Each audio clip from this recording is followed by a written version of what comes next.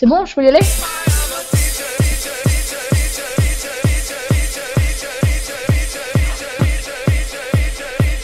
Radio One, Foot One, 19h-20h, Florian Porras. Et de retour sur radio-one.fr pour Foot One, on a eu des petits problèmes techniques. On parlait de la Copa América avec donc l'exclusion de Cavani. Est-ce que c'est mérité pour Cavani? Bon, on ne voit pas comment ça peut être mérité. Mais en tout cas, est-ce que Gonzalo Jara, qui on le rappelle, a mis un doigt dans les fesses de Cavani avant de de s'effondrer par terre, de manière théâtrale, ce qui a provoqué une exclusion de Cavani.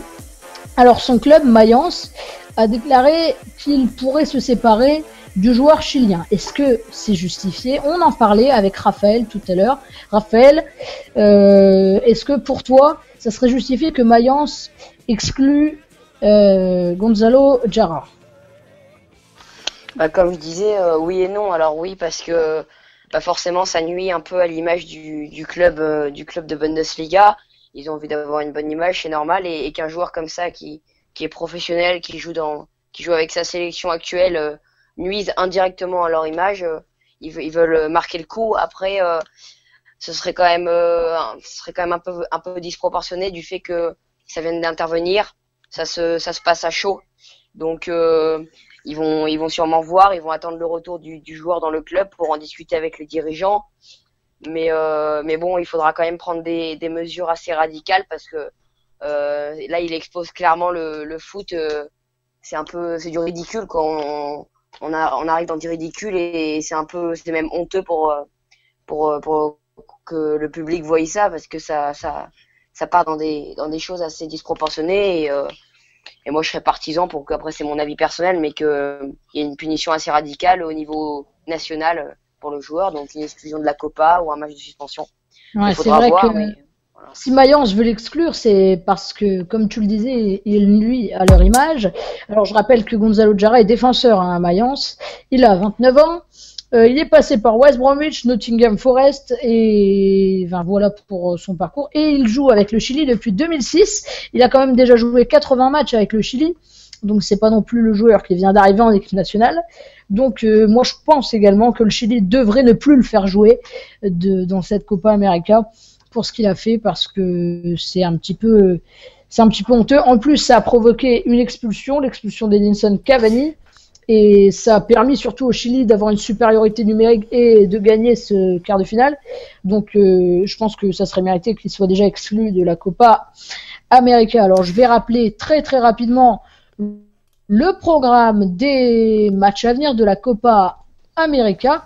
Alors on aura ce soir le dernier quart de finale à 23h30, Brésil-Paraguay. Donc le Brésil en demi-finale, s'il passe, s'il bat le Paraguay, ça devrait le faire pour les Brésiliens. Ils devraient jouer, ils joueront l'Argentine en demi-finale. Et puis dans l'autre demi-finale, le Chili affrontera le Pérou. Chili-Pérou, Argentine, peut-être Brésil. Ce seront les affiches des demi pour avoir une finale, pourquoi pas, entre le Chili et le Brésil ou l'Argentine en finale. Le match pour la troisième place, ce sera le 3 juillet 2015 et la finale le 4 juillet 2015. Les demi-finales, ce seront le 29 juin et le 30 juin. Voilà donc pour le programme de ces matchs. Les matchs de la Copa América sont à suivre, je le rappelle, sur beIN Sport. On va passer à présent à notre quiz entre les différents consultants. Nous sommes assez nombreux, donc ça va être chaud aujourd'hui. Vous allez tous vous battre afin d'essayer de gagner. Alors il n'y a rien à gagner à part mon estime. Est-ce que ça vous intéresse, ce prix? Allez, alors, on y va pour le quiz alors.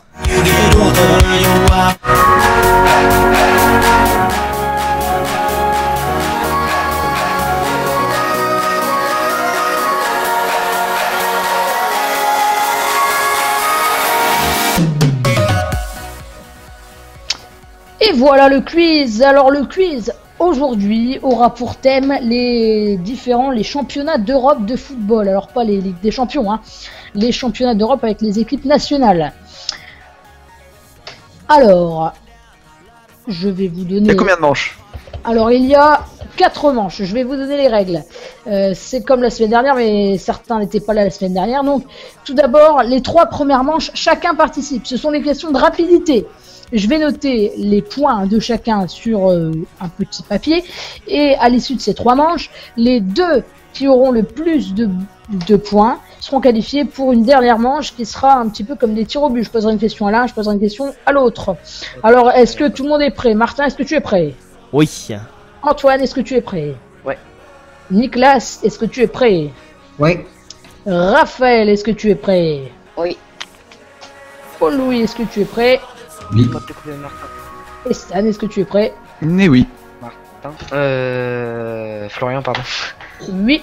Je rappelle juste aux auditeurs que vous pouvez nous suivre sur les réseaux sociaux avec le @foot1, la page Facebook foot1, et si vous voulez nous envoyer un mail, foot-one@outlook.fr.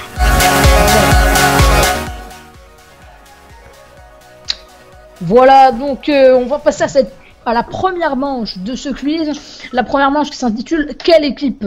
C'est-à-dire que chaque question de cette manche commencera par quelle équipe et la suite de la question. Tout le monde est prêt? Donc voici la première question.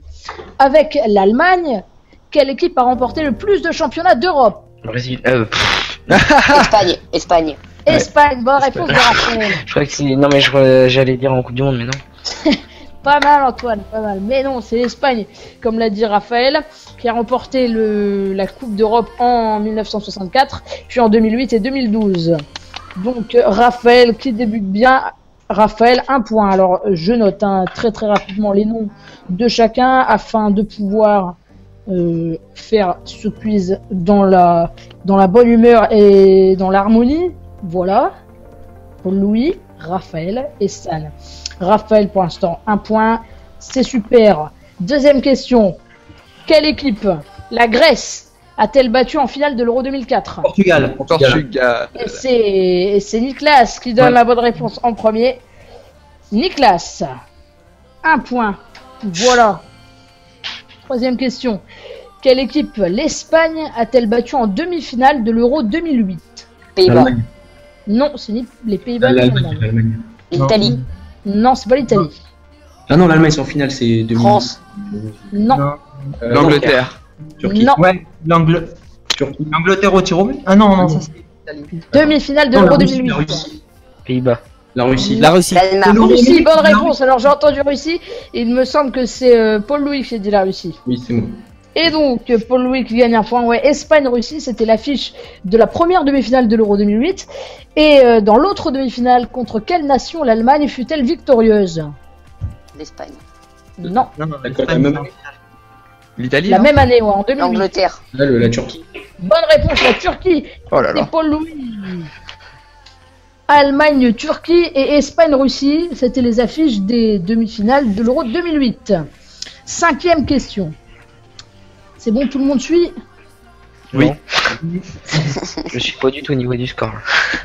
Alors bon, pour l'instant, Paul-Louis a 2 points, Raphaël 1 point, Nicolas 1 point, Martin, Antoine, Stan 0 point. 5e question. Mis à part l'Irlande, quelle équipe termina dernière de son groupe avec aucun point inscrit lors de l'Euro 2012? Quelle équipe a fait un 0 pointé? Non, c'est pas le Pays de Galles. Pays-Bas, bonne réponse de Nicolas. Les Pays-Bas ont terminé l'Euro 2012 avec aucun point inscrit. Ils ont terminé derrière l'Allemagne, le Portugal et le Danemark. 6e question. Quelle équipe a été éliminée en demi-finale de l'Euro 2012 par l'Espagne? Italie. Non. En demi-finale de l'Euro 2012. Non. Portugal. Bonne réponse de Raphaël. Le Portugal. Espagne, Portugal au tir au but, effectivement. Alors bon, Stan, Martin, Antoine, là, il faut se ressaisir. Ouais. Non, c'est mort. Et on aura plusieurs manches. À l'issue de cette manche, il n'y a pas d'éliminés. Hein. C'est à l'issue des 3 manches qu'on aura 4 éliminés et 2 qualifiés. Donc tout est possible. 7e question. Quelle équipe les Bleus ont-ils éliminé en demi-finale de l'Euro 2000? L'Italie. Portugal. Et Portugal, bonne réponse. Et c'est Paul-Louis. Non, c'est Paul-Louis, il me semble. Hein. C'est bien ça. Le il va pas dire non. Voilà. Qui a été battu en finale de l'Euro 2004, qui a été battu en demi de l'Euro 2012, en demi de l'Euro 2000 c'est le Portugal. Et la France s'était qualifiée grâce à un but en or de Zidane à la 117e minute. Paul-Louis 3, Raphaël et Nicolas 2, Martin, Antoine, Stan 0. Il faut se ressaisir, messieurs. C'est parti. Quelle équipe a perdu 3 finales de l'Euro pour seulement une victoire? Pays-Bas. Non, Italie. Allemagne. non, Portugal. Espagne. non, c'est pas l'Italie, c'est pas l'Espagne. Portugal. Yougoslavie. Non. Angleterre. Turquie. L'URSS là, Oui, l'URSS. c'est ça, l'URSS. Bonne réponse, Nicolas. 3 points pour Nicolas. Alors, ce quiz est dominé par Paul-Louis, c'est Raphaël et Hugo, Nicolas pour l'instant. Hein. C'est donc l'URSS qui a perdu 3 finales de l'Euro, une seule victoire. Donc, Russie, j'aurais accepté. URSS, ça passe également. Quelle équipe la France a-t-elle battue pour s'offrir l'Euro 1984? L'Espagne. Bonne réponse d'Antoine qui marque son premier point. Magnifique Antoine. Martin et Stan, est-ce que vous êtes toujours là? Est-ce que vous suivez toujours? On essaye. Moi, Ils j'essaye. sont morts là, ils sont morts. Le mec qui dit ça, il a un point. Martin, est-ce que tu es là? Ouais, je suis là. Eh bien voilà, eh bien Martin, il faut se ressaisir. Peut-être lors de cette 10e question. Quelle équipe fut la seule à battre les Bleus lors de l'Euro 2000? Portugal. Non. Belgique. Pays-Bas, Non. non? Bonne Angleterre. réponse, les Pays-Bas, c'était Nicolas, il me semble. Non, pas moi. Ce n'était pas moi. C'est moi. Paul-Louis, les Pays-Bas, 4 points pour Paul-Louis. Les Pays-Bas qui ont battu la France 3-2, c'était en poule et c'est donc la seule équipe à les avoir battus à l'Euro 2000. 11e question. Quelle équipe créa, bon ça on l'a faite, hein, je vais pas la faire, ça c'était quelle équipe a remporté l'Euro 2004? Grèce. Ouais mais ça elle ne comptait pas, donc je vous enlève un point. Non, je rigole. Bref, Moi, ça. dernière question de cette première manche. Avec l'Espagne, quelle est la seule équipe à avoir battu les Bleus lors de l'Euro 2012? L'Allemagne. Non. Serbie. Non. Non. Angleterre. La Suède. Bonne réponse de Nicolas. La Suède qui a battu les Bleus. Le en retourné poule. de Zlatan. Ouais, non, c'était pas un doublé Zlatan, il me semble. Non, Ah, le si, retourné, la retourné acrobatique. Ouais, ouais, c'était effectivement ouais. Un ciseau de Zlatan, une sorte de. Ouais, très très beau but. Stan et Martin finissent cette première manche à 0. Voilà, bon, c'est très triste. Mais c'est pas grave, rien n'est terminé, il reste encore 2 manches avant les tirs au but. Alors cette manche, comme j'avais pas d'idée, ce sont des questions en tout genre sur l'Euro. Est-ce que vous êtes prêts? Oui. Où s'est joué l'Euro 2000? Qui a vu sa Pays-Bas et France? Ouais, Belgique, Pays-Bas. Ouais, Pays-Bas et c'est Nicolas. C'est Nicolas, encore une fois. Pays-Bas et Belgique, bien joué Nicolas. Qui passe en tête 5. Arrête de poser des questions sur les Pays-Bas là, parce que Nicolas il est chaud à chaque fois. Voilà, c'est une question sur l'Espagne. Qui entraînait l'Espagne lorsque celle-ci fut sacrée Vicente championne d'Europe Del en Bosque. 2008? Del Bosque. Aragonès. Aragonès, bonne réponse. Et c'est Paul-Louis qui égalise Nicolas. Là, 5 points encore pour Paul-Louis. 3e question de cette manche. Allez, Martin Alestan. Qui était le sélectionneur des Bleus lors de leur première victoire en 1984? Hidalgo. Il y avait... non. Et voilà, et c'est Paul-Louis, Michel Hidalgo. Paul-Louis 6. 3e question, non 4e de cette manche. Laquelle de ces équipes n'a jamais remporté l'Euro? Alors je vais vous demander votre avis à chacun. Alors on a le Danemark, la Yougoslavie, les Pays-Bas, l'Italie. On démarre par Antoine. Selon toi, Danemark, Yougoslavie, Pays-Bas ou Italie? Laquelle n'a jamais gagné l'Euro? Danemark. Martin. Yougoslavie. Nicolas. T'as dit à qui? Danemark, Yougoslavie, Pays-Bas, Italie. De Yougoslavie. Paul-Louis. La Yougoslavie, oui. Raphaël. Pays-Bas. Et Stan. Je dirais la Yougoslavie. Eh bien, c'est une bonne réponse. Stan, Paul-Louis, Nicolas et Martin qui marquent son premier point, et tout comme Stan d'ailleurs. Ah, ça fait plaisir. Et voilà, donc seul Paul-Louis et... Non, c'est Raphaël qui m'a dit Pays-Bas ou c'est Paul-Louis? C'est moi. C'est moi. D'accord, donc tout le monde marque des points sauf Raphaël et Antoine. Martin, Nicolas, Stan, Paul-Louis. Question: dans quelle ville se joueront les demi-finales de l'Euro 2016? Toutes. Lille. Lyon. Marseille. Lyon. Qui m'a dit Marseille? Martin. Nicolas m'a dit Marseille, et qui m'a dit Lyon? C'est moi. Eh bien, ça fait donc un point pour Raphaël et un point pour Nicolas. Lyon et Marseille, ce seront donc Non, c'est- les deux villes qui accueilleront les demi-finales de l'Euro 2016. Non, c'est moi qui ai dit Marseille. Ah, c'est Martin Alors. qui a dit Marseille. Bah, moi je l'ai dit aussi, donc je sais pas. Ouais, donc je mets Martin et Nicolas, comme ça, pas d'embrouille. Personne ne s'énerve. Et moi Pas de aussi. simulation. Ouais, moi aussi, je l'ai dit. Hein. Bon, question. Où se joueront les demi-finales et la finale de l'Euro 2020? En Russie. À Londres. À Londres. À Londres, bonne Ouais. réponse. Et qui m'a dit Londres? Eh bien, c'est Raphaël, c'est bien ça? Ouais. Oui. Eh bien, oui, donc les demi-finales et la finale se joueront à Wembley. Et Tottenham. les matchs, donc les quarts, les huitièmes, les matchs de poule, se joueront dans 13 villes d'Europe. Ce seront des villes différentes. Le bordel que ça va être. Ouais, bah Y a pas de pays organisateur. c'est surtout pour découvrir, Non, c'est tous les pour la pays, diversité, tout ça. Ah, d'accord. C'est vrai que niveau de décalage horaire, ce sera un petit peu Ah, les chaud. déplacements. Là, non, il n'y a pas vraiment de décalage horaire en fait en Europe. Il y a Non, les plus- déplacements surtout. Ouais, les déplacements, voilà. Mais c'est surtout pour la diversité hein, qu'on fait ça dans plusieurs villes. Question, qui fut élu homme du match lors de la finale de l'Euro 2012 Espagne-Italie? Marco Reus. Non. Iniesta. Buffon. Götze. Bonne réponse, Nicolas. Ce fut Iniesta, l'homme du match de cette Euro 2012, de la finale. Et puis la dernière question de cette manche. Lors des phases de poule de l'Euro 2008, l'équipe de France a terminé dernière de son groupe, derrière les Pays-Bas, l'Italie et... La Roumanie. Bonne réponse de Paul-Louis, magnifique. Paul-Louis qui marque donc son 8e point. Paul-Louis à 8, Raphaël à 4, Stanislas à 1, tout comme Antoine, Martin à 2 points et Nicolas à 8 points. Il reste une manche, alors ça va être compliqué pour Antoine et Stan et Martin. Mais non. Mais donc ça va a priori jouer entre Raphaël, Paul-Louis et Nicolas pour cette dernière manche qui a pour thème les buteurs en championnat d'Europe. Il y a 8 points, il y a 11 points à marquer puisqu'on a une question à 3 points. Non, qu'est-ce que je dis? On n'a pas de question à 3 points. Si, on a une question à 3 points. Première question. Quel est le seul joueur à avoir inscrit un but dans 2 finales de l'Euro? Thomas Müller. Non. Le seul joueur qui a mis un but dans 2 Thierry finales Henry. de... Zidane. Non. Thierry Henry. Non. Fernando Torres. Platini. Bonne réponse de Martin. Fernando Torres qui a marqué l'unique but de la finale 2008 et qui a marqué également contre l'Italie en finale de l'Euro 2012. 2 pour Martin. 2 points donc pour Martin. Martin qui entame peut-être une remontée folle. Sait-on jamais. Quel joueur a marqué un doublé face à l'Allemagne en demi-finale de l'Euro 2012? Xavi. Non, c'était Balotelli. Il était pas.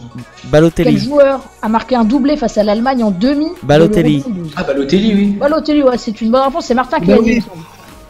Oui, oui. Avec Martin qui marque donc son 3e point. Lors de cet Euro 2012, donc la France a battu l'Ukraine en poule, 2-0. Est-ce que vous avez une assez bonne mémoire pour vous souvenir qui étaient les 2 buteurs français? Evra. Non. Je crois qu'il y a Cabaye, non? Cabaye, bonne réponse de Paul-Louis. L'autre, Et Et Ménez. Giroud. Ménez. l'autre, je sais. Ménez. Ménez. Ménez, bonne réponse de Martin, 4 pour Martin. Martin là qui... Martin encore 4 bonnes réponses et tu égaliseras Paul-Louis et Nicolas. Hein. Eh ben. Quel Espagnol fut le meilleur buteur de l'Euro 2008? Bah, Torres. Torres. Non. Villa. Villa, bonne réponse Nicolas, 9 points. Nicolas qui prend la tête. Question à 3 points. Ah. Attention, on ne triche pas, s'il vous plaît. Je saurais détecter la triche. Quel joueur grec a marqué l'unique but de la finale en 2000? Papadikoulos. Caristéas. Bonne réponse de Paul-Louis. 11 points. 11 points pour Paul-Louis. C'est magnifique. C'est qui? Ouais, il faut avoir la finale, Il s'agit des applaudissements qui ressemblent plus à une chute d'eau. Mais bon, applaudissements pour Paul-Louis. Ouais, c'est Angelos Caristéas qui a marqué le but en finale de l'Euro 2004. Quel joueur français a égalisé à la dernière seconde pour permettre aux Bleus d'aller en prolongation en finale de l'Euro 2000 contre l'Italie? Trezeguet. Henri. Non. Wiltor. Wiltord, bonne réponse de Nicolas. Alors bon, Nicolas et Paul-Louis vont aller en finale, mais on va faire les 2 questions pour le pour le jeu. Quel fut le seul joueur ukrainien à marquer lors de l'Euro 2012? Konobianka. C'est trop dur là. Alors, l'Ukraine a marqué 2 buts lors de l'Euro 2012, lors d'une victoire 2-0 face à la Suède. Qui était le buteur qui a marqué le doublé? Tramunov. Non, bah c'est un joueur très connu qui, il me semble... Platine. Ah, Shevchenko. Bonne réponse, Ah oui, non. c'est Shevchenko. Il a déjà été Ballon d'Or, il me semble d'ailleurs, lui. Oui, avec le Voilà. Milan. Voilà. Donc ça fait donc un point de plus pour Nicolas, mais ça n'a pas vraiment d'importance. Lors de l'Euro 2008, dernière question de cette manche, lors de l'Euro 2008, qui fut l'unique buteur pour l'équipe de France? Henri. Bonne réponse, Thierry Henry. Et bien voilà, on a donc nos deux qualifiés pour la séance de tir au but. Pas vraiment de suspense, hein. C'est Nicolas et Paul-Louis, voilà, qui vont s'affronter lors de cette séance de tir au but. Alors, je vais demander à celui qui a le plus de points. Il s'agit de Paul-Louis qui a le plus de points. Paul-Louis, est-ce que tu préfères laisser la main à ton adversaire, en sachant que ça n'aura aucune importance, puisque c'est un peu comme les tirs au but? Tu laisses la main ou tu prends la main? Je prends la main. D'accord. Eh bien, première question, Paul-Louis, est-ce que tu es prêt? Oui, je suis prêt. Donc, on démarre facilement. Quel est le nom de la mascotte de l'Euro 2016? Super Victor, non? Bonne réponse, Paul-Louis, 1 point. À présent, Nicolas. Nicolas, est-ce que tu es prêt? Oui. Question, quel est le plus petit prix pour aller assister à un match de l'Euro 2016? 25 €. Bonne réponse de Nicolas, ça fait un partout. Un petit peu plus compliqué pour Paul-Louis. Lors du second tour du vote pour l'organisation de la compétition, l'équipe de France a battu 7 votes à 6 un autre pays candidat. Lequel? Alors là, l'Italie. Mauvaise réponse, l'Italie, qui a été éliminée suite au premier tour. Au deuxième tour, c'était la Turquie, qui a donc failli organiser l'Euro, mais à un vote près, la France a obtenu l'organisation. Pas de point donc pour Paul-Louis. Question pour Nicolas. Nicolas, laquelle de ces 3 villes n'accueillera aucun match de l'Euro? Toulouse, Lens ou Nantes? Facile. Même non. moi, je le sais. Qu'est-ce que tu as dit, Nicolas? Toulouse. Eh non, c'était Nantes qui n'accueillera aucun match. Ah putain. Donc toujours un partout. 5e question pour Paul-Louis. Paul-Louis, tu es prêt? Oui. Lequel de ces stades accueillera un quart de finale de l'Euro? Est-ce que c'est le Parc des Princes, le nouveau stade de Bordeaux ou le stade Geoffroy Guichard? Lequel de ces 3 stades accueillera un quart de finale? Allez dire Bordeaux. Bonne réponse, Paul-Louis. Ça fait donc 2-1 pour Paul-Louis. Alors, Nicolas, question assez difficile. Est-ce que tu es prêt? Ouais. Quel jour, alors soit lundi, soit mardi, etc., sera le match d'ouverture de l'Euro 2016? Ouais, je sais pas, je vais dire un samedi. Un vendredi, dommage. Dommage, voilà, ce sera vendredi 21h pour le match d'ouverture au Stade de France. Question pour Paul-Louis, c'est une question facile, donc Nicolas, tu auras aussi une question facile après. Paul-Louis, combien d'équipes participeront à l'Euro 2016? 24. Bonne réponse, Paul-Louis. Nicolas, qui composera la musique officielle de l'Euro 2016? David Guetta. Bonne réponse. Question pour Paul-Louis. Paul-Louis, quels sont les 3 stades dans lesquels jouera l'équipe de France lors de ces 3 matchs de poule? Donc Stade de France, Marseille et je crois que c'est Lille, non? Bonne réponse. Paul-Louis, 1 point de plus. Attention, Nicolas. L'erreur. Ah bah non, donc là pour l'instant il y a 4-2 pour Paul-Louis, il reste plusieurs questions. Donc Nicolas, à 3 près. Combien de matchs de l'Euro 2016 seront diffusés en clair?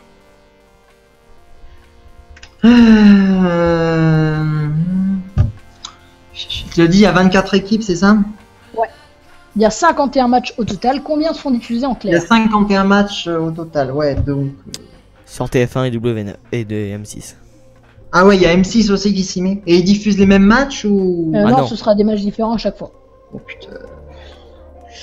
Ouais, je vais dire, je sais pas moi, 51 matchs. 30 et 31. Eh non, c'était 22 seulement, 22 matchs diffusés en clair. Alors Paul-Louis, si tu donnes la bonne réponse à cette question, Nicolas ne pourra plus te rattraper. Quel est le slogan de l'Euro 2016?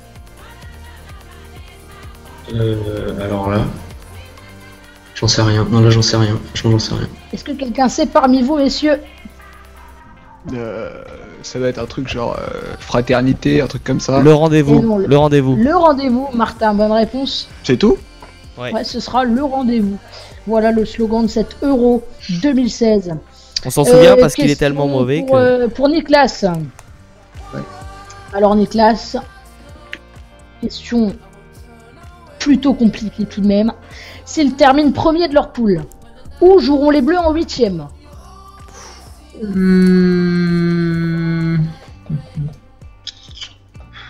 Bah, Parc des Princes. Allez non, ce sera à Lyon, au Stade des Lumières que joueront les Bleus. Et voilà, c'est donc Paul-Louis qui l'emporte au cours de cette séance de Turbu, on peut l'applaudir. Bravo.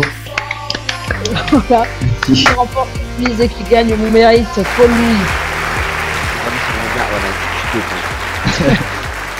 Voilà, donc on a pas mal de sujets encore à aborder, donc ça va se finir vers 20h30 à cette émission, je le rappelle. Alors on va à présent passer à notre débat équipe de France. Est-ce qu'on a un jingle? Le débat de Foot One. Voilà, le débat de Foot One. Alors on est à moins d'un an de l'Euro, est-ce qu'il faut s'inquiéter pour les Bleus? Alors on est déjà revenu sur le sujet. On va vous proposer chacun notre tour, enfin quelqu'un va donner sa liste. Et après on débattra sur la liste que va donner cette personne. Alors je vais demander, tiens, pourquoi pas à Stan qui va nous donner sa liste de 23 joueurs à sélectionner pour le championnat d'Europe 2016. Stan va se mettre dans la peau d'Didier Deschamps, puis après on donnera notre avis sur les 23 joueurs. Vas-y Stan. Ça fait du bien d'avoir le pouvoir. Je les dis tous. Vas-y, voilà, les 23. Bah on commence par les gardiens. Les gardiens. Après je vais demander si quelqu'un s'opposera à ça. Bon, alors gardien très classique. J'ai pris Lloris, Mandanda et Ruffier. Voilà, quelqu'un a quelque chose à dire sur ça? Est-ce que un autre gardien mérite d'aller à l'Euro? Fais gaffe Stan, parce que Jordan ne va pas être content. Hein. Pourquoi? J'attends. Ah bah, quand Kostil il avait été sélectionné, Jordan n'était pas content. Ah ouais? Ah ouais, il avait dit qu'il se trouvait meilleur que Jordan, que Kostil, et qu'il se sentait même au même niveau que Ruffier. Moi j'ai pas sélectionné. Bah, il a tort. Donc, Oui, bah oui. Même si je l'aime bien, oui, et je préfère largement Ruffier. Donc Ruffier, Mandanda, Lloris, rien à dire là-dessus? Non. non. Donc Stan, combien tu as de défenseurs? J'en ai 8. Voilà, 8 défenseurs, vas-y Stan, je t'en prie. Alors j'ai mis Corchia, Varane, Tremolinas, Sako, Sagna, Debuchy, Koscielny et Digne. Quelqu'un a Donc, quelque chose à dire sur cette liste? Ouais, complètement. Raphaël, vas-y. Alors Corchia, c'est osé comme choix. Pourquoi tu as mis Corchia? Parce que je le connais depuis tout petit, parce que j'étais supporter Manceau. Donc à l'époque il a été formé au club, il a joué au Mans et donc j'ai pu le voir jouer. Et je trouve que c'est un très bon défenseur, qui a bien progressé, qui est plutôt bon. Hein. Corchia qui joue l'Oscar, on le rappelle. Oui, il joue à Lille, il a été transféré évidemment. Et je trouve que c'est un bon défenseur, solide, jeune, et qui pourra apporter un peu de vivacité dans la défense. Le problème, Tu peux c'est nous redonner tes 8 défenseurs rapidement, Stan? J'ai mis Corchia, Varane, Tremolinas, Sako, Sagna, Debuchy, Koscielny et Digne. Donc ça fait que j'ai pas pris ni Evra et ni Jallet. Ouais, mais Evra, le problème c'est que Evra, tu le prends pas parce que bon, ses performances sont pas très bonnes. C'est pas un super défenseur. Deschamps, de toute façon, C'est lui le véritable capitaine de l'équipe, c'est pas Ah non, Lloris. Ah non, Evra, les gars, non, je peux plus, moi. Oui, non, mais je sais bien, mais c'est lui Mais qui il est quand même meilleur que Digne, hein, Evra, il faut pas se Ah cacher les oui, choses. bah Digne, on se demande comment il a été sélectionné, quoi. Il a joué au loto, il a gagné, quoi. Même Kurzawa qui a fait une mauvaise saison, il a été meilleur que Digne. Et je préfère largement Evra, et je préfère même largement Tremolinas à Digne, quoi. Je sais pas si Nicolas, t'en penses quoi? Est-ce que tu penses que Digne mérite plus sa place qu'Evra? Ah non, Evra est au-dessus. Ouais, Evra qui est vice-champion d'Europe avec la Juventus. Je pense clairement que Digne, déjà, il n'ira pas à l'Euro parce que devant lui, on a quand même. Je pense que Deschamps préfère Kurzawa et puis après on a Evra Tremoulinas. Donc je pense pas qu'il ira à l'Euro. C'est sûr qu'Evra est largement meilleur que Digne. Il défend mieux, il est meilleur offensivement. Enfin, sur tous les aspects, il est meilleur que Digne. Oui. Le seul truc, c'est que Evra a quand même 30 ans. Il commence à vieillir. Mais c'est vraiment le seul truc. C'est même pas un défaut. Mais bon. Evra mérite plus sa place que Digne. Oui, Evra moi je suis pourra d'accord arrêter sa aussi carrière, avec ce que dit après Paul l'Euro. Louis. C'est un vrai capitaine. Bah Ouais, oui, Evra. carrément. Ouais. Ah oui, bah de toute façon Deschamps on compte sur lui quoi. C'est l'homme de vestiaire, c'est pas forcément l'homme de terrain, mais Deschamps compte sur lui pour passer le message quoi. Ce qui passe entre les joueurs et Deschamps, ça passe entre Evra quoi. Evra, comme tu disais, hein, Raphaël, il pourra arrêter sa carrière après l'Euro parce qu'il a déjà 31 ans. Evra, donc voilà, il est plus tout jeune. Sinon- Attends, désolé, Stan, tu peux me rappeler juste les défenseurs centraux? Oula. J'ai mis Varane, Sako. Koscielny et Varane, Koscielny. J'ai mis Sako. Ouais, crois que c'est un ça, défenseur. moi j'ai la liste hein, d'ailleurs, je les ai notés. Donc il a mis Corchia, Digne, donc ça c'est pour les défenseurs gauche. Si je me trompe pas, hein, Corchia il est bien, non, il est défenseur droit ou gauche, Corchia? droite. Droit. Donc à droite on a Corchia, Debuchy, à gauche on a Digne, Tremoulinas, voilà. Et puis en défenseur centraux il a mis Varane, Sako, Koscielny. Et tiens, t'as pris 3 défenseurs droits. Il se débrouille. Et ouais. pas d'Evra ni de Jallet. Voilà. C'est comme ça. Mais je comprends pas pourquoi t'as Et pris est-ce que tu Sako non mettrais plus. pas, par exemple, si il l'a mis Sako, il a mis que 3 défenseurs Ouais, non, centraux. mais Il je a mis comprends Sako, pas pourquoi il a Varane mis Sako quoi. et Enfin, Koscielny. Moi, je je pense. pense pas que Sako va aller à l'Euro 2016. J'aurais mis Ouais, je Mathieu pense que ou ça- Laporte. Ouais, Mathieu. Ouais, ouais. Bah si, je pense que Deschamps. Non, si Deschamps, il va prendre Sako. Deschamps, il va prendre Ouais, mais Sako. Sako, c'est un bon C'est joueur. obligé. Tu sais qu'il va toujours se donner à fond pour le collectif, mais il est quand même très limité défensivement. C'est comme ça. Pourquoi il sélectionnera pour l'Ukraine? Moi, je trouve qu'il est pas rassurant pour une Non, défense. pas du tout, non. Non, je suis d'accord avec toi. Et je dis, C'est dérangeant pour les autres défenseurs à côté de lui.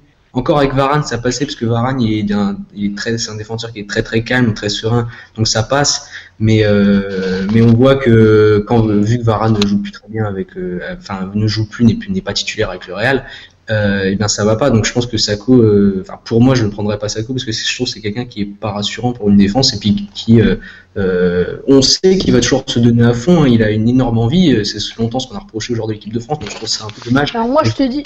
Qu'on rapproche toujours. Hein. Alors moi, je te dis, un Stan.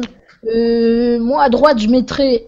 Moi, j'ai mis, quand j'avais fait ma liste, j'ai mis à droite, j'ai mis que Debuchy. J'ai mis ni Sagna, ni Jallet, parce que Sagna, il s'est pas centré, et ça, c'est un gros problème. Sagna, niveau centre, il est nul, mais c'est abusé. Il Et a changé de Jallet, coupe de cheveux. il est- Pardon? Il a changé de coupe de cheveux. Ouais, il a changé de coupe de cheveux, il faudra aussi qu'il change sa manière de centrer, ça sera bien. Alors, c'est un petit peu plus important. Sinon, ouais, on a Corchia, mais je pense qu'il ira pas. Donc, j'ai mis qu'un seul défenseur droit, j'ai mis Debuchy, j'ai mis 5 défenseurs centraux, j'avais mis Varane, j'avais mis Sako, j'avais mis Koscielny, et les deux autres, j'avais mis, je pense que Aymeric Laporte. Je suis Ouais, d'accord ouais, avec toi. Aymeric ouais. Laporte, il mérite. mais je préférerais même voir, il faudrait le voir en match amicaux, Laporte, mais s'il est pas mal, je préférerais même voir Laporte que Sako à l'Euro 2016 en tant que défenseur central. Et pourquoi Et pas Mathieu. Et Mathieu aussi. Pourquoi pas Ouais, Zuma on a Jérémy Mathieu, mais Mathieu, Ou je trouve, Zuma, ouais, déjà, ouais. Mathieu, il a 30 ans et il a pas encore joué en équipe de France, donc Deschamps, je pense pas qu'il le sélectionnera. Il est très bon avec le Barça, Mathieu, mais Et il y a c'est qui pas ton un cinquième profil déjà en équipe de France. Zuma Laporte, ça serait pas mal. Ouais, moi le cinquième c'était Kurt Zouma, donc j'avais mis Varane, Sako, Koscielny, Zouma et Laporte. C'est vrai que Zouma il est très solide et Laporte aussi d'ailleurs. D'ailleurs, je sais pas s'il partira de l'Athletic Bilbao cet été, mais en tout cas sa clause libératoire elle est très élevée. Hein. Je sais plus Il aller. faudra voir aussi avec Eliakim Mangala, mais Ouais, Mangala, Mangala. Ouais, mais Après, le problème, c'est qu'il- au début je l'aimais bien, mais pas terrible hein, en équipe de France. En même temps, on lui a mis une pression de dingue avec. voilà, il a été trop vite projeté à l'avant en étant le défenseur le plus cher de de dingue. l'histoire. Ouais, Mangala. Le gars, il est plus payé cher de l'histoire. transfert le plus cher de l'histoire. Voilà, c'est le gars, il a une pression. Enfin, pour un défenseur, c'est quand même. Le gars, on lui a mis une pression de dingue à Manchester City. Voilà, faut qu'il s'adapte à son nouveau club et voilà, faut voir sa saison prochaine. S'il fait une bonne saison en 2015-2016, pourquoi pas. Mais là, au vu de sa saison, non, c'est sûr que là, il est. Et Deschamps a dit qu'il y aurait peu de joueurs qui qui serait sélectionné en plus par rapport aux 56 qu'il a déjà utilisé. Donc ça limite vraiment le champ et il a vraiment sa liste en tête. Il y a que quelques joueurs qui peuvent intégrer, donc je pense que il aura plus trop de changements à faire. Ou sinon, Adil Rami, Philippe Mexès, non, faut pas les faire Non. revenir. Non, Ça, c'est non, grave. non, là c'est fini. Arrêtez avec eux Oublie, aussi. oublie. Nicolas, tu penses que Mangala a plus sa place qu'un Zuma ou qu'un Laporte? Je ne sais pas. Je préfère Mathieu en tout cas. S'il y a un choix à faire, c'est Mathieu. Ouais. Donc voilà pour les défenseurs. Alors, Stan, je t'en prie, pour les milieux de terrain. Alors j'en ai sélectionné 6. Assez lentement, hein, pour que je puisse les noter Oui. et avoir la liste sur les yeux. Alors j'ai pris Cabaye, Grenier, Pogba, Toulalan, Sissoko et Gonalon. Tout l'élan. Tout l'allant, moi, il revient pas. Parce que tout l'allant, enfin, ce sera un bon choix, mais le problème c'est que lui ne veut pas revenir en équipe de France. C'est ça le problème. Il a trop honte de ce qu'il a fait en 2010.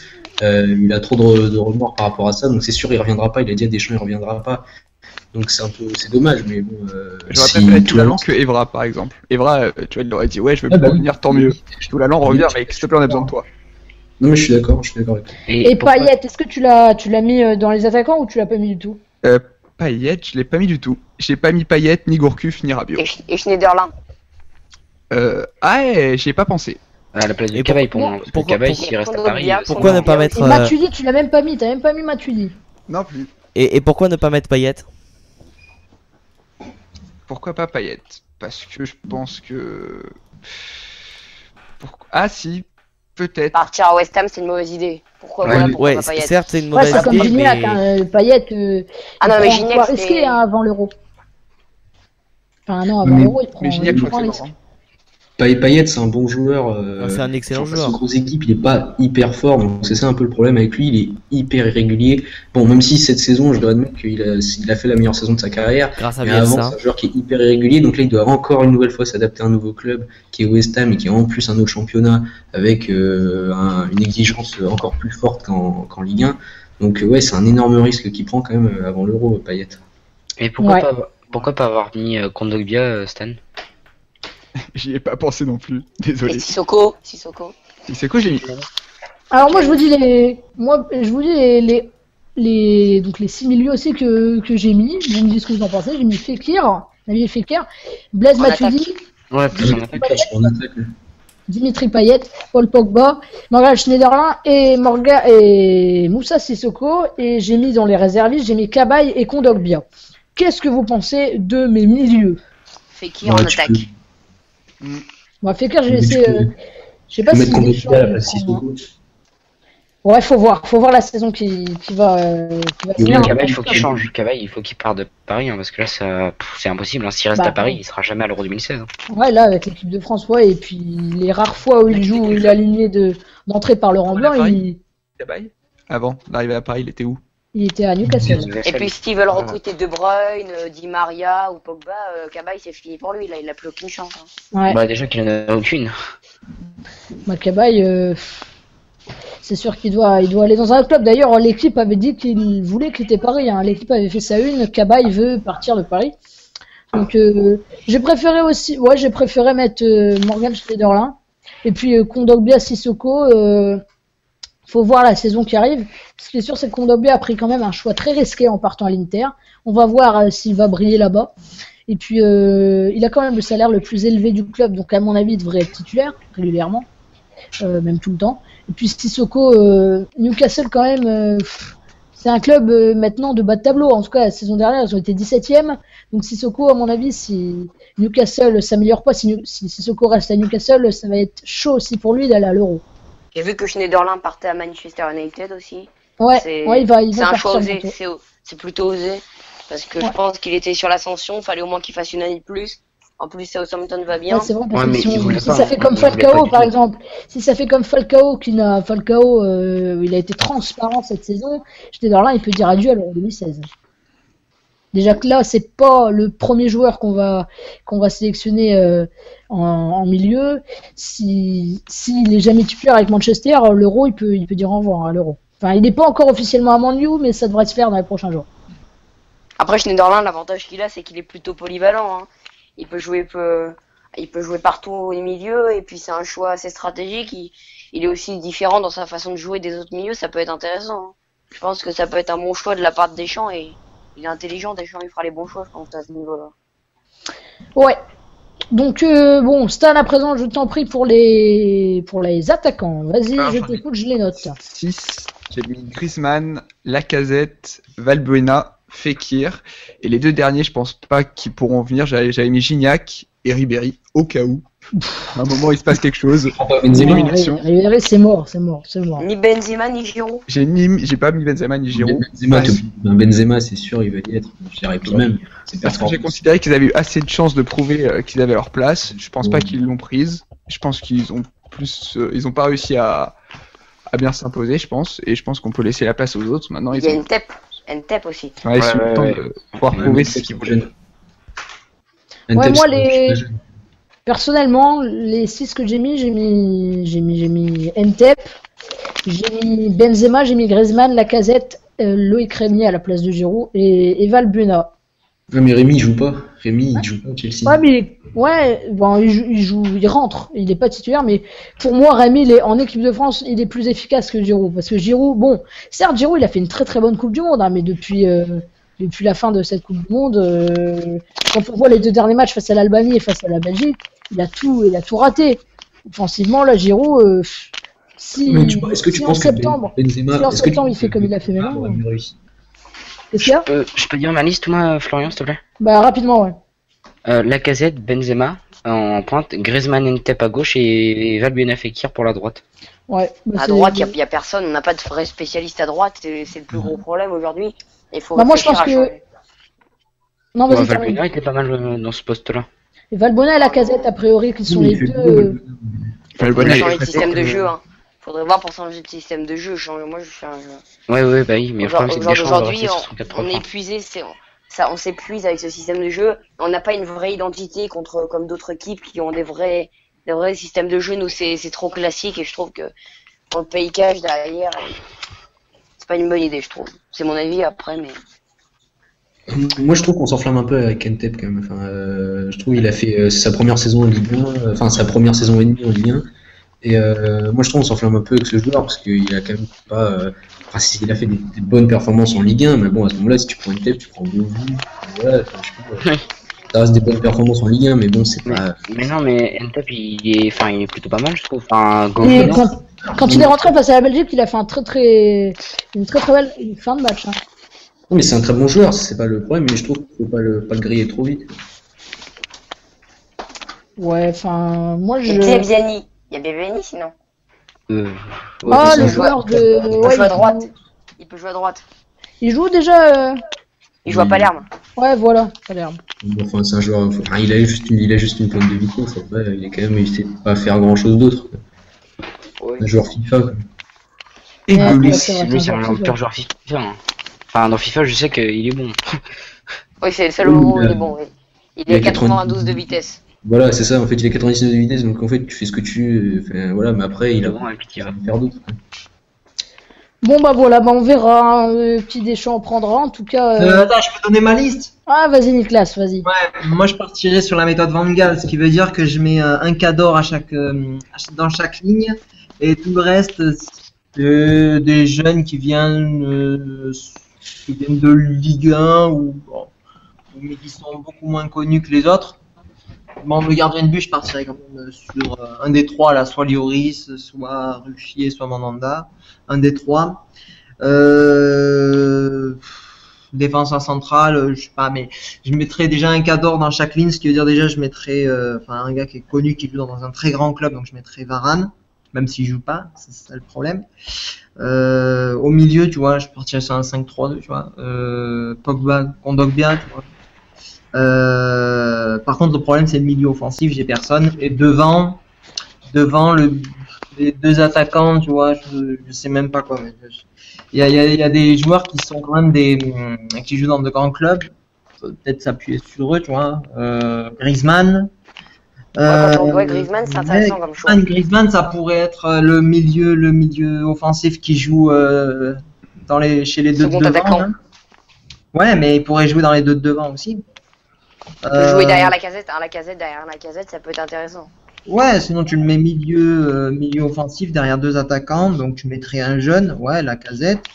Et après, ou alors tu mets une tête devant et comme ça tu lui demandes de faire de la vitesse en profondeur. Mais ça, Tu sors Benzema. oui, mais ça c'est que si tu veux faire du contre. Ça c'est que si tu veux faire du contre, si tu sais que tu vas subir. Mais sinon, ouais, devant les deux attaquants, Benzema. Tu mets un Fekir, Lacazette sinon. Et Griezmann Ouais, voilà, derrière. sinon, non, Fekir Lacazette devant, ouais. Fekir Lacazette Ça devant. marche bien. Le Cador, tu le mets milieu offensif, voilà. Ouais. Et puis tout le reste autour, c'est des jeunes, les latéraux, tout ça, machin, ouais. Voilà, donc on verra qui Deschamps sélectionnera. Il reste plus beaucoup de matchs à l'équipe de France avant l'Euro, notamment les Bleus déjà en septembre, ils vont affronter le Portugal. En novembre, ils vont se déplacer à Wembley pour affronter l'Angleterre. Et puis en 2016, ce sera en mars, ils affronteront les Pays-Bas. Donc, Ils n'affrontent pas l'Allemagne, il me semble. il me semble pas. Il me semble semble qu'ils affronteront l'Uruguay aussi. Mais Ah, moi, je pensais qu'ils affrontaient l'Allemagne. C'est intéressant comme match quand même. C'est autre chose que Belgique, Albanie, tout ça. Ouais. Là, vraiment, on va ouais, voir ce que ça nous Angleterre, Portugal, Pays-Bas, c'est vrai que c'est pas mal. Donc les Bleus, ils essaieront de prouver qu'ils sont là et les joueurs essaieront aussi de prouver à Didier Deschamps qu'il faudra les sélectionner. Alors je vais vous donner, très rapidement là le calendrier des matchs à venir pour les Bleus. Le 4 septembre, ils jouent le Portugal. Le 7, donc 3 jours après, la Serbie. Le 8 octobre, ils jouent l'Arménie. Le 11 octobre, ils se déplacent au Danemark. Donc ça, ce sera un match... bon, c'est pas non plus une très grosse équipe, mais un match quand même intéressant. Le 17 novembre, à Wembley, ils vont donc en Angleterre. Et le 25 mars, ce sera en 2016, ils joueront les Pays-Bas. Voilà pour le calendrier des Bleus. Donc ils jouent le Danemark, tu dis, le 11 octobre. Hein. Ouais, ils se déplacent au Danemark à 20h45 le 11 octobre. Ouais. J'ai cru comprendre qu'il y aura un match contre un gros Espagne ou Allemagne, je sais plus. Le problème de l'équipe de France, c'est que Là, je suis sur le site de la Fédération française de football et il y a rien écrit dans le calendrier pour une grosse nation. le problème de l'équipe de France, c'est que depuis le début, depuis la Coupe du Monde, on dit ils ont fait un beau parcours de la Coupe du Monde. Je vais encore le répéter, parce que j'ai déjà dit la semaine dernière, oui, ils ont fait un beau parcours. Ils sont arrivés en quart de finale, mais ils ont gagné contre qui? Ils ont gagné contre la Suisse, l'Honduras, l'Équateur, ils ont fait un nul. Enfin, ouais, ils ont gagné que contre des petites nations. Après la Coupe du Monde, ils ont gagné contre qui? Ils ont gagné l'Espagne, d'accord. Après, ils ont perdu contre le Brésil, ils ont perdu contre la Belgique, ils ont perdu contre l'Albanie. Quand même, voilà. Ils ont perdu que 1-0 face à l'équipe qui a terminé champion du monde. Ils ont pris un but sur coup de pied arrêté. C'est pas non plus. Ils ont fait un match largement honorable face à l'Allemagne. Le niveau de la Coupe du Monde était plutôt faible, je trouve. Hein, parce que derrière. Et puis l'Allemagne, ils ont quand même mis. Oui, mais parce qu'ils ont mis 7-1 contre le Brésil. Mais nous, on se qualifie, on leur met quoi? On leur met 1-2-3-0 au Brésil, hein, largement. Et derrière, on fait quoi? Le niveau était. Là, je trouve que c'était la première Coupe du Monde, le niveau était aussi faible. Et la France, on compare à d'autres nations, mais bon, il n'y a pas eu quelque chose d'ordinaire. Et derrière, ils ont peut-être un peu pris pas le melon, mais bon, on les connaît. Et c'est des matchs amicaux, donc il n'y a pas d'intensité, pas de volonté. Et derrière, bah, ça se paye cash. Et le problème, c'est qu'il n'y a que des matchs amicaux maintenant. Il n'y a rien, quoi. Oui, et puis après on va dire comment ça s'appelle? On va dire ah bah ouais la France ils ont pas gagné mais c'est pas trop grave parce que c'est des matchs amicaux. Bah ouais mais on peut pas se préparer alors si c'est que des matchs amicaux. Donc alors à l'Euro c'est quoi l'objectif? C'est quand qu'on va dire que la France elle a pas fait un bon Euro? C'est à partir de quand? Mais souvenez-vous de l'Euro 2020. Quart de finale ça va ou parce que... Si la France, à mon avis, si la France va pas en demi, on dira que c'est un Euro raté. Ah bon? Bah pourquoi? Parce qu'en huitième, ils vont rencontrer une équipe qui aura terminé troisième de son groupe. Les Bleus déjà, faut qu'ils terminent premier de leur groupe. S'ils terminent premier, en huitième, ils joueront une équipe qui aura terminé troisième. Et en quart, ils joueront face à une équipe qui aura terminé deuxième. Ah oui, donc quart, ça peut bloquer quand même, hein. Ouais, enfin, ils joueront pas de premier de poule. S'ils terminent premier de poule. Ah oui, mais tu sais que la Belgique ne sera peut-être pas tête de série alors. Ouais, elle le sera pas d'ailleurs. Elle sera pas tête de série. Les Pays-Bas avec ce qu'ils font, ils n'y seront pas non plus. Un championnat d'Europe aujourd'hui, c'est une Coupe du Monde, clairement. À part le Brésil et l'Argentine. Non, il y a plus que ça. Dans le Chili, c'est plus fort que beaucoup d'équipes européennes. En Chili, mais il y a aujourd'hui le championnat d'Europe, comme dans beaucoup de sports, ça correspond surtout à un championnat du monde, je trouve. Et aujourd'hui, il y aura que des grosses. Il y a plus de risques de se faire éliminer dans un championnat d'Europe que dans un championnat du monde. Donc on peut rapidement prendre un gros et on peut rapidement se faire éliminer. Donc il n'y a pas de un bon Euro, ce sera une demi-finale minimum, hein, clairement. Ouais, je suis d'accord avec toi, Raphaël. Ouais. Mais souvenez-vous de l'Euro 2012. Souvenez-vous de l'Euro 2012, des qualifs de l'Euro 2012, parce que pour revenir à ces fameux matchs amicaux qu'on perd ou qu'on gagne, enfin qu'on fait des mauvais résultats, ça. Souvenez-vous de l'Euro 2012, des qualifs de l'Euro 2012, on avait fait 20 matchs sans perdre. Et résultat, ça nous avait servi à rien dans la compète. On avait fait. Ah, c'est vrai. Voilà. Ouais, On avait fait mais un- attends, à l'Euro 2012, il y avait eu un truc aussi anormal, c'est que pour la première fois depuis 2006, on passait les phases de poule durant une compétition internationale. Donc c'était Oui, quand mais- même un exploit déjà à l'époque. Oui, d'accord, mais bon. Oui, on est tombé bas, je sais. Oui, Mais non, l'ami- On est, Le on match est quand même tombé face à l'Espagne qui a gagné la compétition après, donc on a quand Ouais, même pas Le match dit- amical aujourd'hui, c'est du spectacle, c'est juste pour du spectacle, clairement. Ça sert plus à grand chose. C'est de l'argent, du spectacle, c'est de l'exhibition, donc ça vaut pas grand chose. Et il vaudrait même peut-être mieux. Je compare souvent, pour faire vite, par rapport au handball. L'équipe de France de handball, qui organise le mondial en 2017, a décidé d'annuler les matchs amicaux et que tous ces matchs soient des matchs internationaux. Et que tous les matchs comptent pour la qualification. Donc au lieu d'être directement qualifiés, tous leurs matchs, ce sera de la qualification.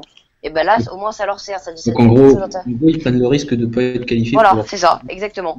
Et Ouais, mais bon, les mecs, ils sont 5 fois champions du monde. Non, mais eux, ça va, mais nous, tu vois, on peut pas prendre ce risque-là. ouais, mais alors faut arrêter de dire c'est un match international, faut porter le maillot français. Bon, on peut revenir, on peut débattre et tout, mais moi je trouve que c'est très limite et bon bah ça, on est à un an de l'Euro, il y a des il faut se poser des questions quoi. Je trouve que faut s'alarmer. Mais il y a moyen, de Bref. faire demi-finale. Hein. Regarde les équipes nationales, le niveau des équipes nationales ont beaucoup baissé. Hein. Je trouve ces dernières années. Non, c'est vrai. De toute façon, les Pays-Bas sont pas bien. L'Allemagne, la reconstruction après la Coupe du Monde, c'était jamais facile. La Belgique, on disait fort, et pour autant, ils viennent de perdre contre les Gallois. Non, je pense qu'il va pas falloir se méfier. Il va falloir se méfier d'autres nations qu'on n'a pas souvent vues dans les Euros. Portugal. Ouais, et on se rend compte Avec un qu'il y a- exploit de Non, Ronaldo. Portugal, ça a jamais rien fait, ça fera jamais rien. Attends, et les Portugal. Portugais, ils sont bons chez les jeunes, mais le problème des Portugais, c'est qu'ils sont bons chez les jeunes, mais pas bons chez les seniors. Parce que là, Attention à ils ont l'Angleterre. mis la quart de finale de l'Euro des moins de 21, ils ont mis 4-0 là, à 18h. L'Angleterre peut être une nation qui a quelque chose à jouer. Hein. Ils ont une bonne équipe de jeunes. Et mais de toute façon, il y aura beaucoup d'outsiders à mon avis qui auront une chance. Et Bon, bref, on verra l'Euro. On verra. C'est dans moins d'un an l'Euro, c'est dans 350 jours. Ce sera le 10 juin le coup d'envoi, donc on verra ce qui se passera lors de cet Euro 2016 qui promet, puisque c'est la première fois qu'on a un Euro à 24 équipes. On va faire un point à présent sur le mercato d'été. Donc on va faire le point sur la semaine mercato. Donc c'est parti depuis le 20 juin. Voici les transferts les plus importants et les rumeurs de transferts les plus importantes. Claudio Bovu, on l'a appris tout à l'heure, quitte Guingamp et rejoint l'OL pour 5,5 millions d'euros. Ouais. gros coup, hein. Ouais, gros coup. Tu vois, encore un club français qui n'a pas de cellule de recrutement. Quoi. Il n'y a pas de directeur sportif qui va chercher des mecs à l'étranger. Quoi. Ouais, mais c'est Non. une stratégie de Lyon parce que c'est pour préparer. Déjà, ils s'appuient à fond sur leur formation déjà. Et, Ouais, à 80%. Morel, Beauvu. Ouais, non, mais voilà, ils mais conservent leurs joueurs. Lyon, Ouais. c'est gros coup, hein, parce que leur but, c'est pas d'aller chercher le PSG, c'est de conserver leur deuxième place. Et là, je trouve que c'est intéressant. Hein. Ben écoute, Voilà. si le recrutement en Ligue 1 c'est si bien, on verra ça en Ligue des Champions. non, mais le cas de Lyon est particulier, évidemment, que je suis d'accord avec toi, Nicolas. Le recrutement en Ligue 1, c'est pas notre point fort, ça c'est sûr. On n'en a pas beaucoup de points forts. Mais le cas de Lyon est particulier parce qu'il y a une nouvelle stratégie, parce que Olas a quand même perdu pas mal d'argent ces dernières années. Et là, il a une stratégie notamment basée sur le nouveau stade, sur la formation, pour essayer de travailler. Et il y aura pas beaucoup il y aura aucun recrutement phare.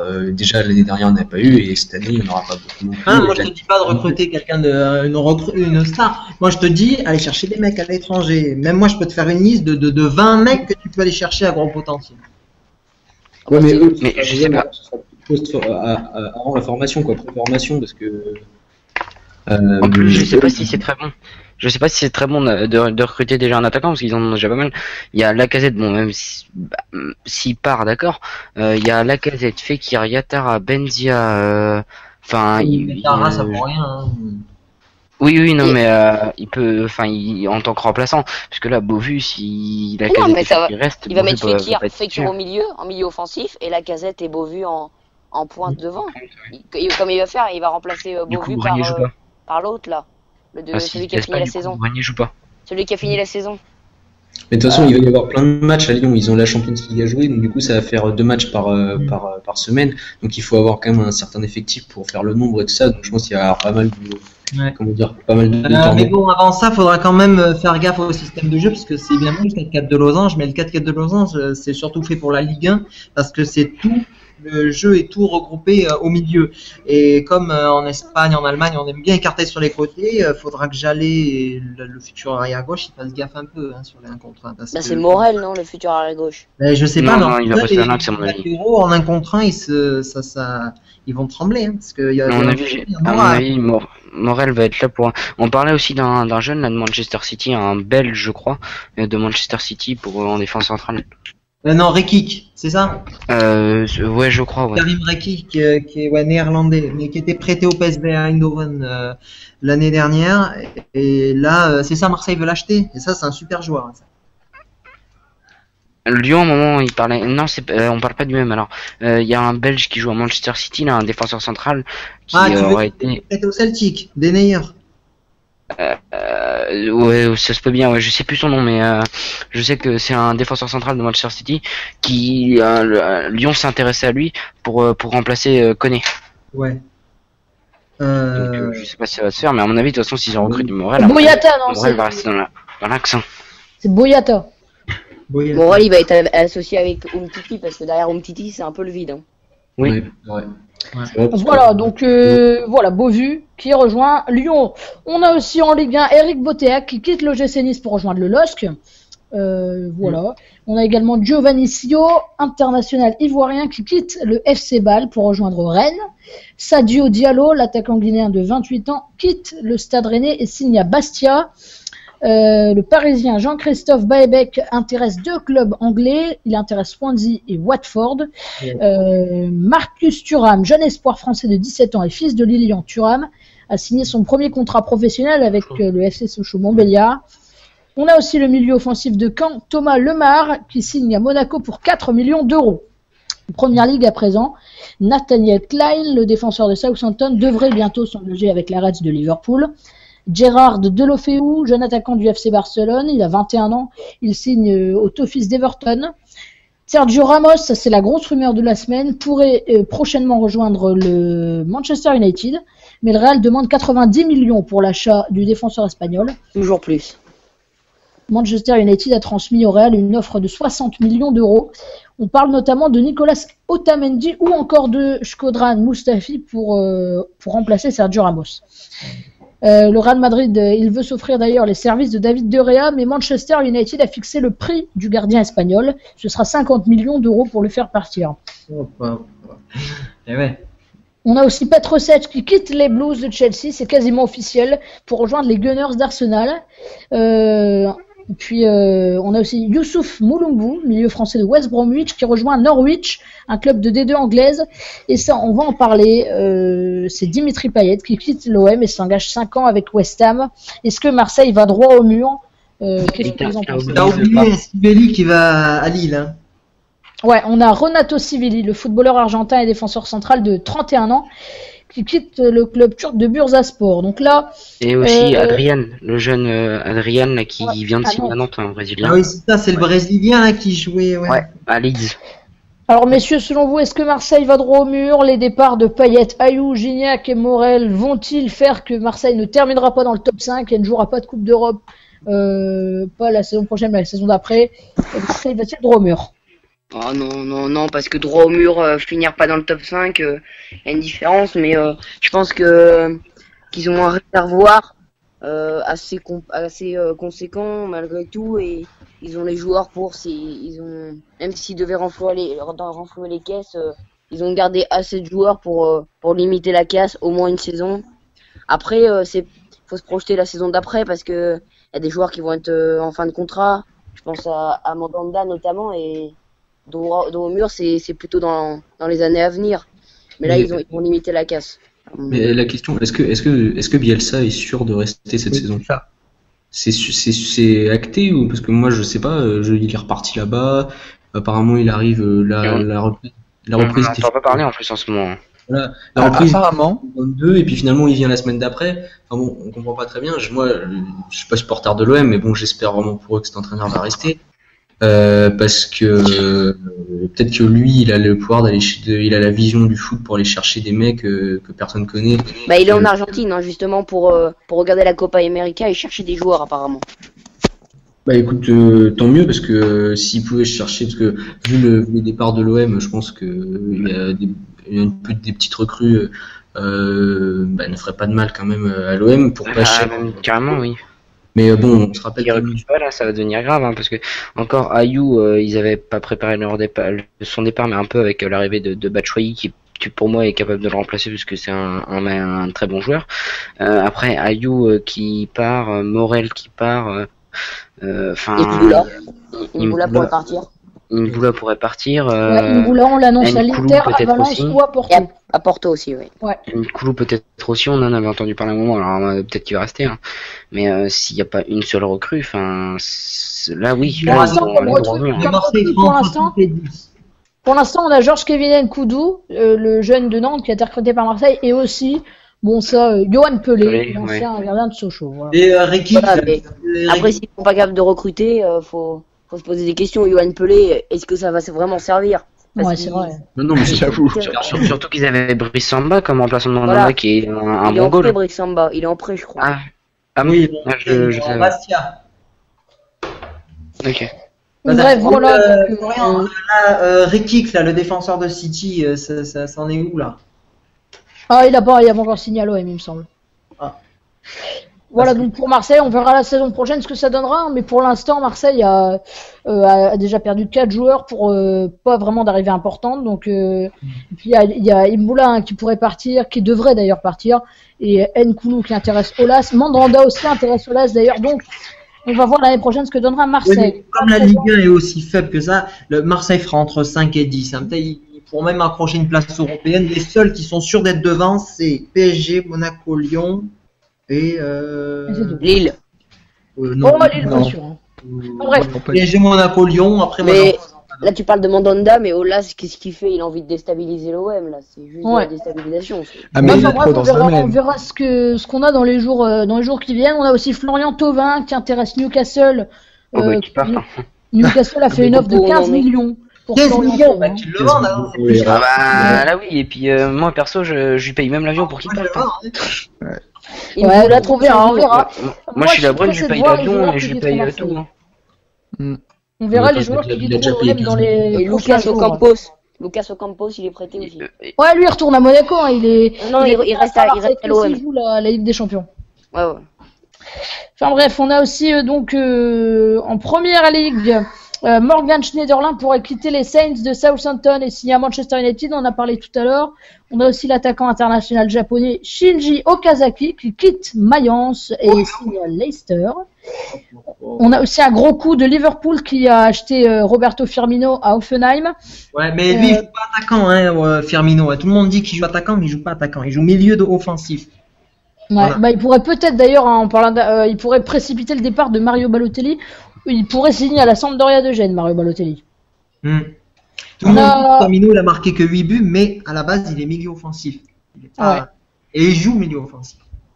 On a aussi Alex Witzel du Zénith Saint-Pétersbourg qui devrait s'engager dans les jours qui viennent avec le Milan AC. On a José Reina, le second gardien du Bayern la saison dernière, qui retourne dans son ancien club, Naples. Naples qui a d'ailleurs fixé le prix de départ de son attaquant Gonzalo Higuaín, un prix phénoménal, puisque le club a annoncé que l'Argentin ne partirait pas pour moins de 94 millions d'euros. Oui. C'est pas bête Carlos parce que Tevez. Carlos Tevez, pardon. Non, juste, je voulais dire, c'est juste qu'ils voient que tous les joueurs valent plus, du coup, ils se positionnent. Et c'est pas bête parce que Higuaín, il pourrait partir. Hein. Ouais, on a aussi Carlos Tevez en Serie A. Il a quitté la Juventus Turin pour rejoindre le club de ses débuts, les Boca Juniors. La Juve, pour combler ce départ, a acheté Mario Mandzukic à l'Atlético la semaine dernière. Ouais, Tevez, il quitte la Juventus pour les Boca Juniors. Boca Junior. Ouais, Il y a Ah, Saviola c'est le club de ses débuts. et Lucho Gonzalez aussi. Ouais, on a aussi Lucho. Je sais pas, mais je pense qu'il avait encore le niveau de rester dans un bon championnat européen, même très c'est bon clair, championnat européen. Enfin bref, il a fait je le pense choix. Oui. C'est un peu comme Gignac, c'est un choix assez étrange, mais bon, il a fait ce choix. On a aussi Douglas Costa du Shakhtar Donetsk qui va rejoindre le Bayern Munich pour un montant de 35 millions d'euros. Le transfert sera officialisé dans les prochains jours, voire les prochaines heures. Et on a aussi Jackson Martinez, un temps annoncé au Milan AC, qui a finalement décidé de rejoindre l'Atlético Madrid. Il arrive du FC Porto. Samuel Eto'o quitte la Sampdoria de Gênes pour le club turc d'Antalyaspor, qui évolue en première division. Lui, il va Memo avoir fait Ochoa, 153 clubs dans sa carrière, lui. ouais. On a aussi Memo Ochoa en manque de temps de jeu avec Malaga. Il va quitter le club andalou. Plusieurs clubs sont prêts à l'accueillir. Parmi Ah, lesquels... il faut le recruter parce que ça, c'est un très très bon gardien. Hein. Alors Ça, lui, il est excellent. on annonce l'Olympiakos, le PAOK Salonique ou encore Beşiktaş pour l'accueillir, qui sont pas en soi des gros clubs. Mais Et il n'y puis a pas un club de Ligue 1 qui a un manque de gardien là parce que. Ah, j'ai pas lu. Moi, j'ai vu je- le PAOK non, Salonique. je sais pas. Olympiakos, Beşiktaş. Moi, je suis un club français qui n'a pas de gardien. Moi, je le recrute directement. Regarde Simon Bamba pas. Voilà. Ouais. Ah bah, largement, Ouais, il y a déjà peu de- surtout qu'à un moment, il était annoncé à Marseille quand il était à Ajaccio. Ouais. Pour remplacer Il a Bamba, failli, il était en fin de compte. Et puis Ah ouais, non, mais- pour finir, le transfert qui a marqué cette semaine, c'est Geoffrey Kondogbia. Ah qui oui, quitte c'est là. l'ASM. Il quitte l'ASM pour 40 millions d'euros. Cela fait de lui le 38e transfert le plus cher de l'histoire du football et le deuxième transfert le plus cher de l'histoire de l'Inter derrière Christian Vieri qui avait été acheté 43 millions en 99. Est-ce que ce transfert, est-ce que le montant de ce transfert est exorbitant selon vous ou justifié? Il faut voir le contexte. En tout cas, c'est une bonne affaire pour l'AS Monaco, je pense. Ouais, mais enfin, c'est une bonne affaire, mais le problème c'est, pour moi l'Inter, ils ont misé gros là-dessus. Peut-être qu'ils auront raison de miser. Hein. J'adore ce joueur, je le trouve excellent. Il faut faire attention. Il a fait une super bonne saison. La saison dernière, il était déjà assez bon. Cette saison, il a fait une super saison, notamment en Ligue des Champions. Il a été énorme. Pour moi, oui, les 40 millions au niveau, mais qu'à partir de la saison prochaine. Après, s'il fait une super saison cette année. Alors après, le choix de l'Inter, je sais pas si c'est un bon choix, mais je sais que Monaco a fait une bonne affaire, même si Monaco a pu le garder, mais Monaco, voilà, ils ont pas voulu prendre le risque de le garder une saison de plus et qu'il baisse en cote, quoi.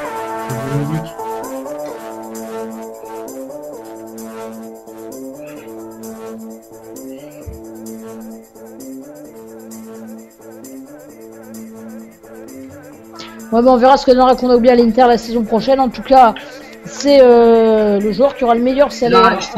À dire un truc, il y a plusieurs facteurs n'empêche dans ce transfert. Pourquoi c'est aussi cher? D'une part parce que Kondogbia il a gagné l'Euro des moins de 20 ans. L'Euro, la Coupe du Monde des moins de 20 ans. Deuxièmement, Kondogbia c'est quart de finale de la Ligue des Champions. Troisièmement, comme l'Inter a un nouveau repreneur, c'est ça, donc du coup ils ont beaucoup d'argent et Monaco a dû appuyer là-dessus. Et comme il n'y a pas le fair play financier pour l'Inter Milan, comme c'est à 40 millions. Voilà pourquoi c'est peut-être aussi cher. Après il y a. Il prend peut-être aussi un risque à un an de l'Euro.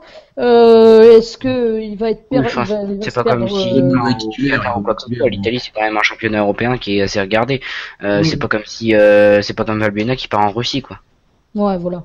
Non, mais tu vois, encore ça va, il part en Italie. En Italie, le niveau est pas extraordinaire. Enfin, il est bien moins meilleur qu'il ne l'a été par le passé. Enfin, la France c'est pas non plus extraordinaire. Non, mais bien sûr, mais je trouve que la marche est pas, je veux dire, c'est pas comme s'il allait dans un club anglais ou dans un club espagnol. Ouais, les Italiens, t'as vu ce qu'ils font? Ils en mettent 6 clubs en huitième de finale de Coupe d'Europe et ils mettent 3 en demi. Oui, non, mais les performances de Coupe d'Europe, ok, mais si tu regardes le niveau global du championnat, c'est quand même assez faible par rapport à ce qu'il était avant, où l'Italie était sur le toit de l'Europe. Là, c'est quand même assez faible. On a quand même des équipes. Bon, déjà, c'est dû au fait qu'il n'y ait plus les deux Milan qui soient au-dessus, même si l'Inter peut peut-être revenir. Mais ce transfert de Kondogbia, au final, ça ne fait que montrer que l'AC Milan n'est plus à la ramasse niveau transfert, parce qu'on quand même rappeler que Kondogbia était en discussion très avancée avec l'AC Milan pour s'engager, pour être transféré donc de Monaco à l'AC, et il est passé au nez à la barbe des recruteurs de l'AC Milan, il allait à l'Inter. Donc là, c'est plutôt un coup dur pour l'AC Milan sur tout ça, parce que ça aurait pu être un très bon joueur pour l'AC Milan qui recrute un petit peu n'importe comment depuis 2-3 saisons. Donc voilà, mais moi je trouve que c'est plutôt un coup dur pour l'AC Milan, ce transfert vraiment manqué de Kondogbia. Attends, ils ont d'autres joueurs, hein. Il n'y a pas que Kondogbia et le monde, hein. Attention. Faut voir. Non, d'accord, mais bon, c'était quand même un bon atout pour l'AC Milan. Je veux dire, Kondogbia était plutôt séduit par le club et tout ça, et puis finalement, il a eu cette proposition de l'Inter et il l'a accepté. Donc voilà, c'est dommage pour l'AC Milan, mais c'est surtout pour montrer que l'AC Milan n'est plus aussi rayonnant qu'il était sur le marché des transferts il y a quelques années, où l'AC Milan, je le rappelle, a quand même gagné 2 Ligues des Champions en 2003-2007. Ouais, mais attends, ils ont gagné 8 Ligues des Champions. Oui, non, mais je parle. Ouais. Ah oui, c'est un. Ouais, bon, on verra. Hein, Kondogbia à l'Inter, donc la saison prochaine. On verra s'il s'affirmera en tant que titulaire ou s'il il disparaîtra. Puis on a un transfert, un dernier transfert qui vient de tomber. C'est Dembaba qui quitte Besiktas et rejoint Shanghai. Il a 30 ans, Dembaba, et donc il jouera à Shanghai la saison prochaine. Pour le projet, certainement une fin de carrière. Et puis on a une info qui vient de tomber, Cristiano Ronaldo signe à Châteauroux, voilà. Ah, on l'attendait tous. Excellent. Ah, je suis content. Très bon recrutement, ouais. 17 millions d'euros. Et Voilà. je pense qu'il a le niveau de la Ligue 2. Bon, voilà pour cette émission de Foot One. Merci à tous de l'avoir suivi. On se retrouve la semaine prochaine pour la dernière de la saison. Merci messieurs d'avoir été à mes côtés. Merci à tous. Ciao. Salut.